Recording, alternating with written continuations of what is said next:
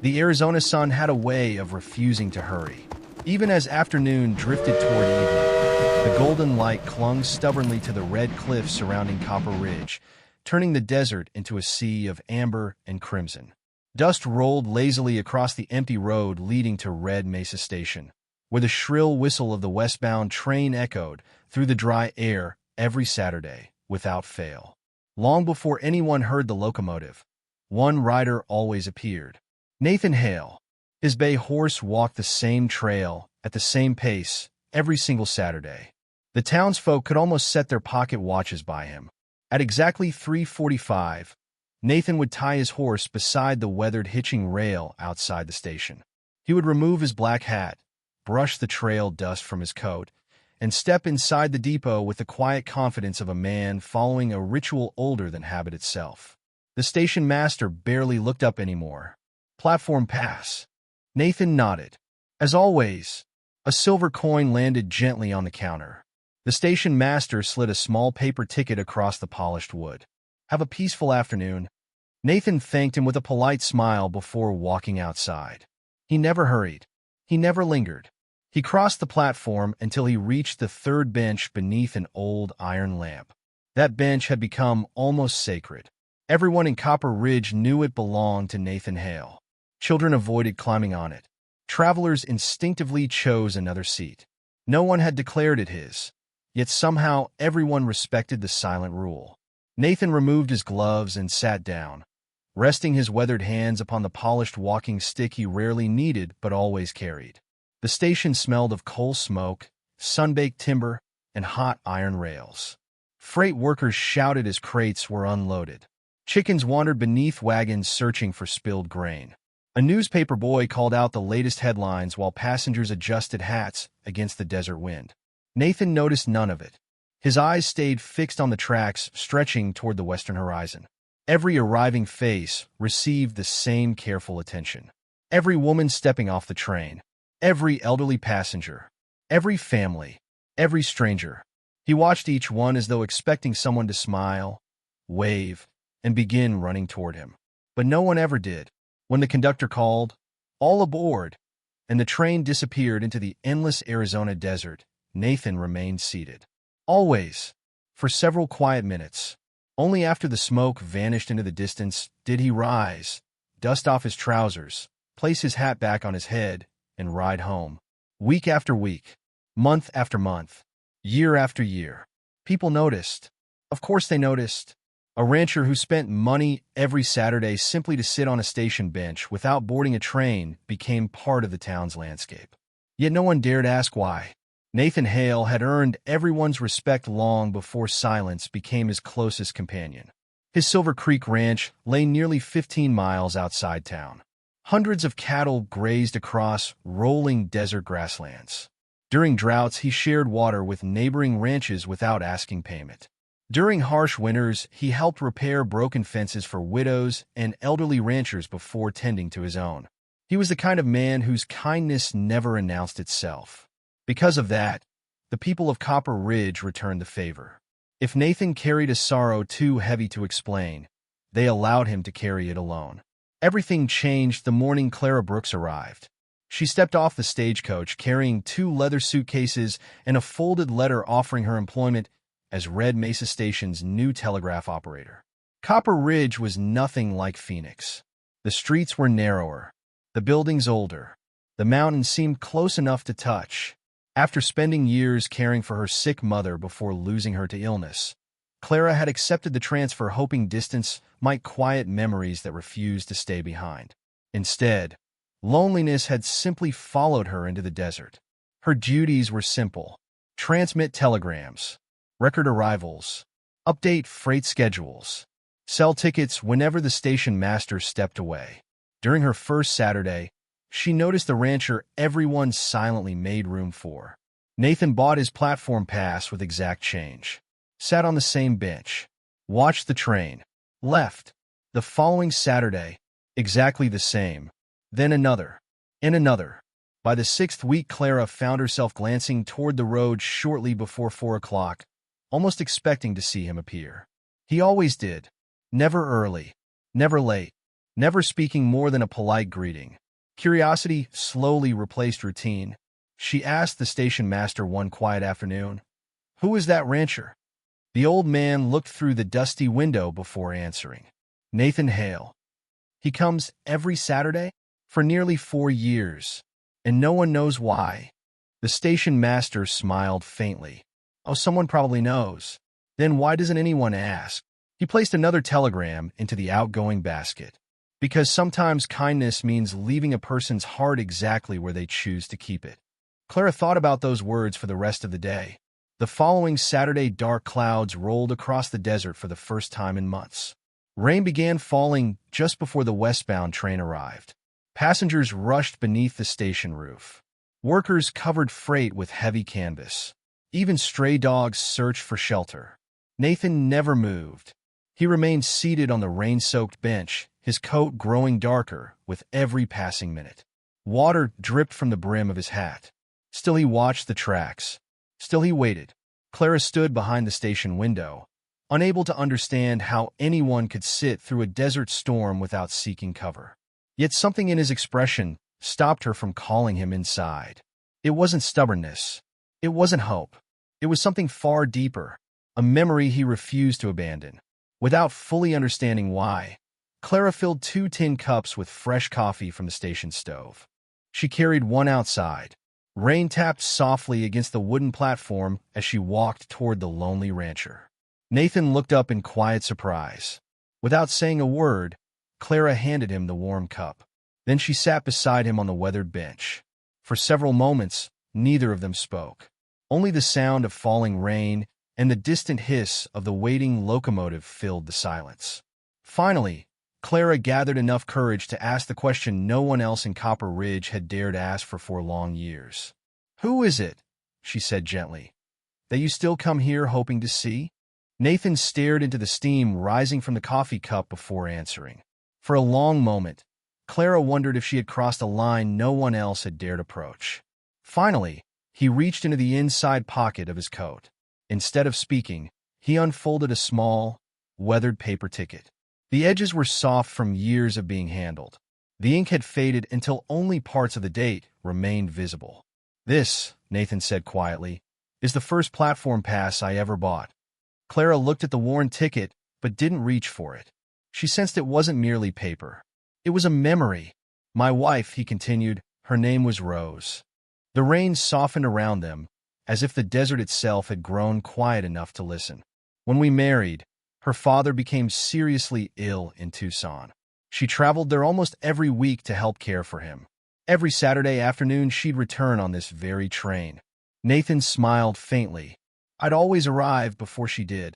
He looked toward the rails disappearing into the desert. "She'd spot me through the train window before it stopped." His eyes brightened for only a second. "She never walked." Clara tilted her head. "What do you mean?" Nathan chuckled softly. "Rose claimed she'd already spent 3 hours sitting on a train. The last thing she wanted was to walk another 20 yards. He looked at the empty platform. So she'd jump off the last step and run." He pointed toward the far end of the station. "From right there."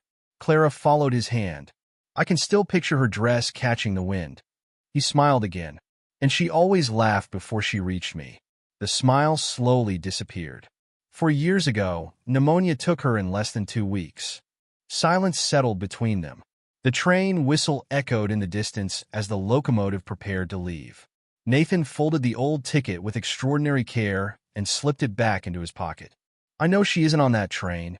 Clara spoke gently. "Then why do you keep coming?" Nathan watched the tracks. "Because this is the last place where I can still see her running." His words settled heavily in the cool, desert air. "At the ranch," he continued quietly, "the memories fade a little each season. The furniture changes. The paint wears.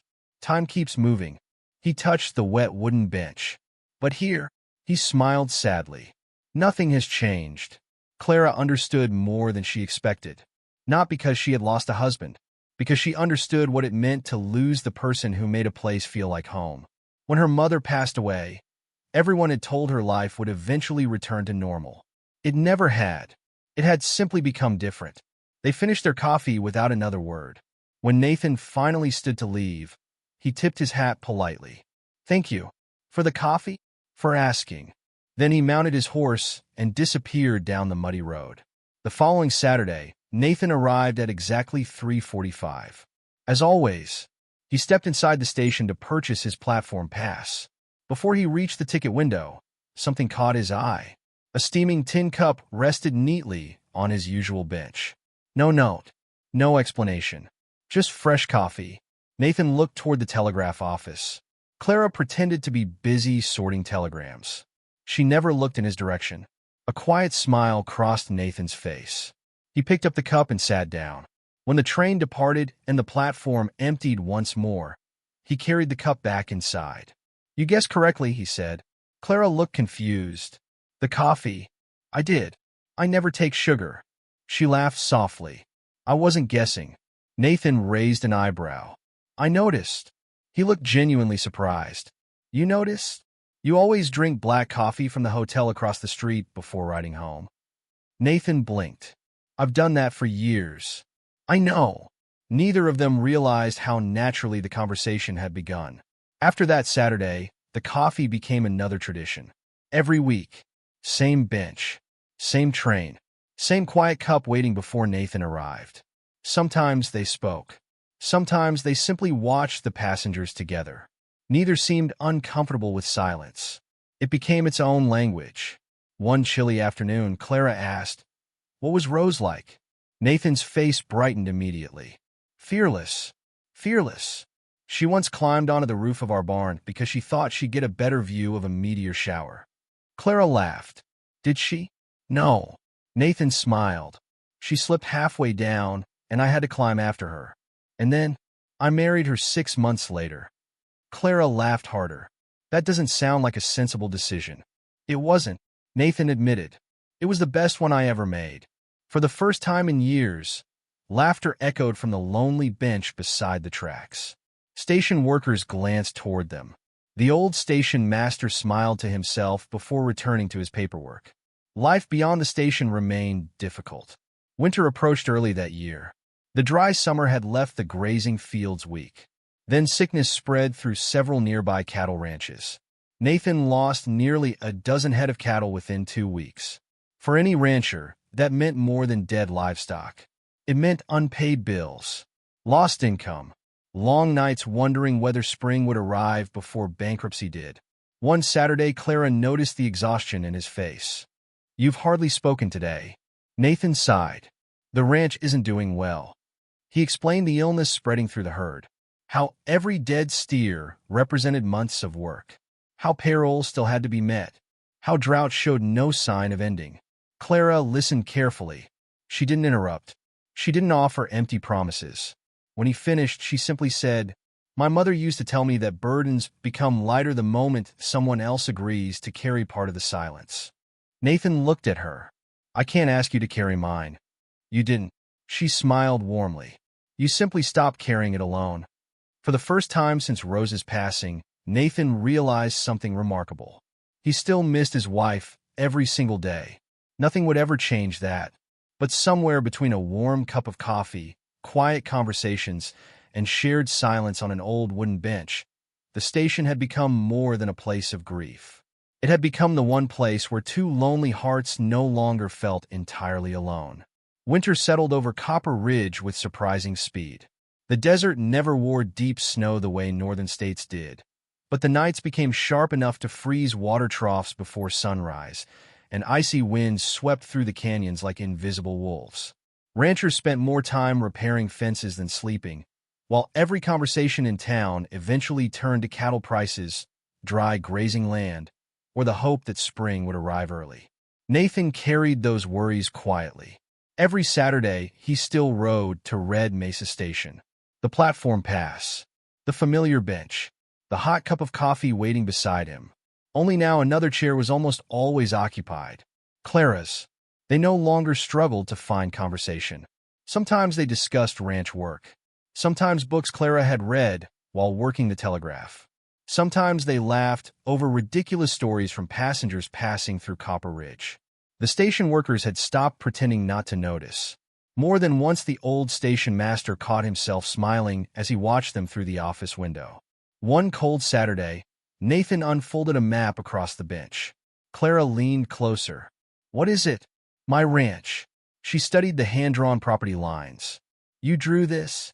Nathan nodded. "I've been trying to decide where to build another well." "You've asked 3 neighbors already?" "I have. And none of them agreed. They all gave different advice." Clara examined the map for a long moment before pointing toward a shallow valley. "The land naturally slopes here." Nathan looked surprised. "You understand maps?" "My father surveyed railroad routes before he became ill." She smiled. "He insisted I learn to read every map he owned." Nathan looked again. "You may have solved a problem I've been working on for months." She laughed. "I only pointed. You noticed." He folded the map carefully. "You've always been good at noticing." Those simple words warmed Clara more than the coffee in her hands.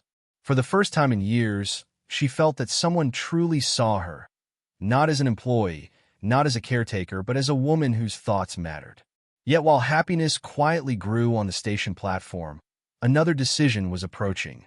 Late one Tuesday afternoon, a telegram arrived bearing Clara's name. It carried the official seal of the Arizona Territorial Railway. She opened it behind the telegraph desk. Her heart skipped. A permanent position at Phoenix Junction. Nearly double the salary. Better housing. Greater opportunity. The promotion she had once dreamed of. She read the letter twice. Then folded it. Then read it again. Months earlier, she would have accepted without hesitation. Copper Ridge had been only a temporary stop. A place to recover. A place to breathe. Nothing more. Now, for the first time, leaving no longer felt simple. That evening she sat alone in her boarding room, the telegram resting beside an untouched supper. Mrs. Whitmore, the elderly widow who owned the house, noticed her silence. "Bad news." Clara forced a smile. "Actually good news." "Then why do you look heartbroken?" Clara couldn't answer. Because the truth frightened her. She wasn't choosing between 2 jobs. She was choosing between 2 lives. One offered certainty. The other offered someone who had quietly become the brightest part of every week. For nearly 2 weeks, she told no one. Every Saturday, she still made coffee, still sat beside Nathan, still listened as he spoke about newborn calves, repairing fences, and the little victories that slowly pulled Silver Creek Ranch back toward prosperity. Nathan noticed she seemed distracted. "Everything all right?" Clara smiled. "I'm just tired." He accepted the answer, but something didn't feel right. The cheerful spark in her eyes had faded. The laughter came less often. Sometimes he caught her staring toward the departing train long after it disappeared. He wondered why. He never asked. 3 weeks later, the deadline arrived. Clara signed the acceptance papers. The eastbound train on Saturday afternoon would carry her to Phoenix. She packed only 2 suitcases. The rest of her belongings could be shipped later. She planned everything carefully. Her shift would end 10 minutes before Nathan usually arrived. She would board quietly. The train would leave. Goodbyes, she believed, only made leaving harder. Saturday came. The winter sky was clear. A cold wind swept across the empty platform. Clara locked the telegraph office for the final time. She carried her luggage outside. The conductor loaded several trunks into the baggage car. Passengers lined up. Everything was happening exactly as she had planned. Then she heard familiar hoofbeats. Her heart sank. Nathan. He was late. Only by a few minutes. But late enough to find her standing beside 2 packed suitcases. He pulled his horse to a stop and climbed down slowly. For several seconds, neither of them spoke. Nathan looked at the luggage, then at the train, finally at Clara.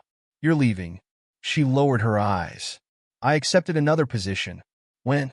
"A few weeks ago." "You never told me." "I didn't know how." The whistle echoed across the station. "Boarding," the conductor shouted. Nathan looked toward the waiting train, then back at Clara. "So this is goodbye." She nodded, though tears had already begun filling her eyes. "I thought it would be easier this way." "For who?" She couldn't answer. The conductor called again. "Last passengers." Nathan removed his hat. His voice remained calm, but Clara heard something deeper beneath every word. 4 years ago, I spent every Saturday waiting for someone I knew would never return." He paused. I finally learned that grief isn't something you leave behind. His eyes met hers. It's something you carry. The platform seemed to disappear around them. I can carry memories, he continued softly. I've done that for years. He stepped one pace closer. But I don't want to spend the rest of my life wondering what would have happened if I'd stayed silent while someone I cared about walked onto a train. Clara felt tears slipping down her cheeks. Nathan smiled sadly. You became part of my Saturdays. Another step. And somewhere along the way, he hesitated only briefly. You became part of every other day, too. The conductor looked at his pocket watch. Final boarding. Passengers climbed aboard. Steam billowed around the locomotive. Clara looked toward the open train door. Everything she had worked for waited beyond it. Security. Opportunity. A new beginning. Then she looked back at Nathan. She remembered the lonely man who had once sat on this platform, believing only memories remained. She remembered the first cup of coffee, the rain, the quiet conversations, the laughter that had slowly returned to his life. And she realized something just as important. Without ever intending to, he had healed her heart as surely as she had helped heal his. The conductor gave one last whistle. The train began to move. Clara looked down at the ticket in her hand. Then, with a trembling smile, she tore it cleanly in half. The pieces drifted onto the wooden platform as the train gathered speed and rolled out of Red Mesa Station without her. Nathan stared at her in disbelief. Clara wiped away her tears and laughed through them. I think, she whispered, my journey was never meant to begin on that train. The train disappeared beyond the red mesas, leaving only a fading whistle that echoed across the desert. Neither Nathan nor Clara moved. The wind carried the torn pieces of her ticket along the platform before they settled between the railroad ties, as though the tracks themselves had accepted her decision. Nathan looked at her, still unable to believe what had happened. You stayed. Clara smiled through tearful eyes. I finally stopped running for my own life. For a long moment, they simply stood there. No grand speeches, no dramatic embrace. Just two people who understood that some decisions were too important to be celebrated with words. Nathan picked up one of her suitcases. I suppose, he said with a small smile, you'll need somewhere to take these. Clara laughed. I suppose I will. As they walked toward the hitching rail, the old station master quietly watched from the doorway. He had witnessed thousands of departures over the years, but very few arrivals that happened after a train had already left. He smiled to himself before returning inside. Some stories, he believed, deserved privacy. Spring arrived earlier than expected. The bitter winter gave way to warm sunshine, wild desert flowers, and the smell of fresh rain drifting across the open plains. Silver Creek Ranch slowly came back to life. New calves filled the pastures. The cattle that had survived winter grew stronger each week. The creek, dry for months, began flowing again after several spring storms. Clara visited often. At first, she came only on Sundays, bringing fresh bread or helping organize Nathan's ranch accounts. Before long, Sundays became Mondays. Then Wednesdays. Soon there were very few days when she wasn't somewhere around the ranch. One bright April morning, Nathan finally asked, Would you like to see something? He led her behind the house. Beyond an old wooden fence stood a garden surrounded by white stones. Everything had begun blooming. Blue sage, golden poppies, wild lavender, white desert lilies. The garden looked surprisingly alive after years of quiet care. Nathan stopped beside the gate. Rose planted all of this. Clara remained silent. She stepped carefully along the narrow path, touching the leaves without picking a single flower. It must have taken years. It did. Nathan looked across the blossoms. I've kept it alive the best I could. You've done well. I always worried I wasn't doing it right. Clara knelt beside a patch of herbs. They only needed someone who remembered to water them. Nathan smiled. I remembered. I know. She looked up at him. But gardens aren't meant to stay exactly the same forever. Nathan watched as she gently removed a few dry branches from one corner. She never disturbed the healthy plants. She simply made room for new growth. What are you doing? He asked. Helping it breathe. Within an hour, they were working together. Neither of them tried to erase what Rose had created. Instead, they added new flowers beside the old ones. The garden wasn't replacing its past. It was continuing it. Nathan watched Clara carefully label several new plants. "You aren't changing her garden." Clara smiled. "No." She brushed the dirt from her hands. "I'm becoming part of it." For reasons he couldn't fully explain, those words lifted a weight he had carried for years. Love, he realized, was never a choice between the past and the future. Sometimes it was simply making room for both. Several weeks later, on a warm Saturday morning in May, Nathan saddled his horse before sunrise. Clara noticed. "Going somewhere?" "The station." She nodded. "I thought you might." "You don't mind?" "Not at all." He smiled gratefully. "I'll be back before supper." "I know." When he reached Red Mesa Station, very little had changed. The same weathered platform, the same iron lamp, the same wooden bench waiting beneath the Arizona sky.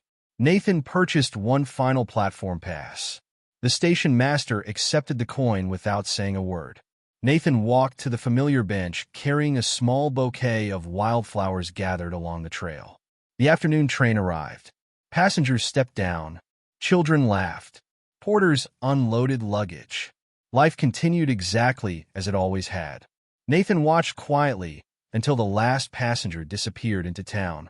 When the locomotive pulled away, he remained seated for several minutes. Then he reached into his coat. The old platform ticket was still there. Its edges were softer now, the ink almost gone. He held it carefully between his fingers. A warm breeze drifted across the platform. For the first time in 4 years, Nathan wasn't searching the tracks for someone who wasn't coming home. Instead, he closed his eyes and remembered. Rose laughing as she ran toward him, her hand slipping into his. The sound of her voice filling the platform with joy. The memories no longer hurt the way they once had. They felt like sunlight after a long winter. He smiled. "Thank you," he whispered softly. "Not goodbye. Just thank you." He placed the wildflowers gently on the bench. A gift. A promise. A quiet ending. Then he folded the old ticket one last time and tucked it back into his pocket. Not because he still needed to wait, but because some memories deserved to travel with him forever. He stood, adjusted his hat, and walked toward the station entrance. Clara was waiting just outside. She hadn't come to interrupt him. She had simply known he wouldn't want to walk home alone. Without asking what had happened, she slipped her hand into his. Nathan smiled. "I'm ready." She squeezed his hand gently. "I know." Summer painted Copper Ridge in shades of gold. By September, the little town gathered beneath the cottonwood trees beside the church for a wedding that felt less like a grand celebration and more like the beginning of something honest. Nathan wore the same black hat he had worn every Saturday at the station. Clara carried a small bouquet made from flowers grown in Rose's garden alongside the new blossoms she had planted herself. No one thought it strange. Everyone understood. The ceremony was simple. Their vows were quiet. Yet there wasn't a dry eye among the guests. Afterward, instead of hosting a lavish reception, Nathan looked at Clara and asked, "One more stop?" She smiled. "I was hoping you'd say that." They rode together to Red Mesa Station. The platform stood peaceful beneath the late afternoon sun. The familiar bench waited where it always had. This time, they sat together. No platform pass. No waiting. No grief. Only gratitude. The rails stretched toward the distant horizon, shining beneath the setting sun. Nathan slipped his arm around Clara. "I used to believe love ended when someone was gone." She rested her head against his shoulder. And now, he watched the endless tracks disappear into the desert. "Now I know real love never asks us to forget. It teaches us how to carry yesterday while still having the courage to welcome tomorrow." The evening breeze swept gently across the platform. Hand in hand, they watched the sun sink behind the red mesas, not as two lonely souls searching for what had been lost, but as two hearts walking together toward everything that still lay ahead.